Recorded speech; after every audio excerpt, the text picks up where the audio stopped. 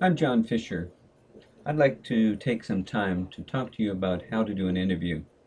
An interview is organized like an essay, a speech, into an introduction, a body, a conclusion.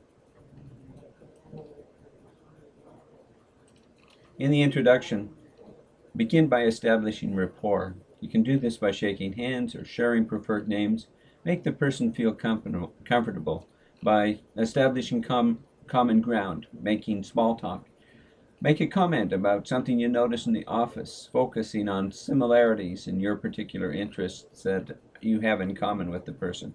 You can also do this because you've done research about the person and also because this is a topic that's particularly interesting to both you and to the person that you're interviewing.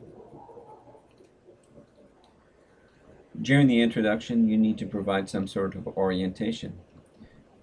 It's a small preview of the interview, and it needs to tell some basic information. You need to tell some basic information. Indicate how long the interview will last. Describe the process, the kinds of questions, and whether you use a tape recorder or transcribed notes. You might even ask permission again to use a tape recorder. Invite the interviewee to ask you questions about the interview process. Remember to be wary of your nonverbal gestures, not only in the introduction but throughout the interview.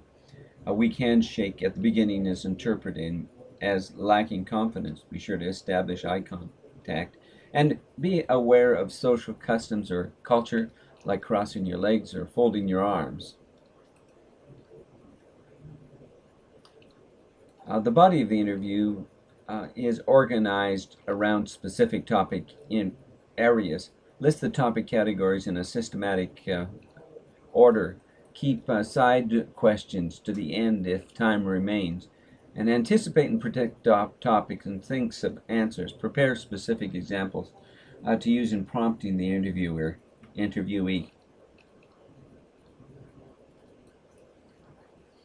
Interviews are structured on a range from being a low structured interview to a high structured interview.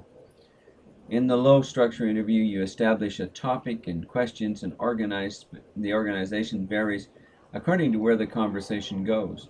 In the medium structure interview, questions, topics, and the general organization are planned in advance, although the exact wording of the questions may vary. However, in the high structure interview, you follow a very set order and an exact text for the questions. Finally, the conclusion. Conclusion should first review the content of the interview in the same order of the interview to ensure that all major points are covered. You should ask a clearinghouse question, like, is there anything else that you'd like to comment on that I may have missed? Allow the interviewee to ask you any questions. Focus on maintaining the relationship in case a new information is needed later, in case you need to phone back. Express your verbal and written appreciation to the interviewee.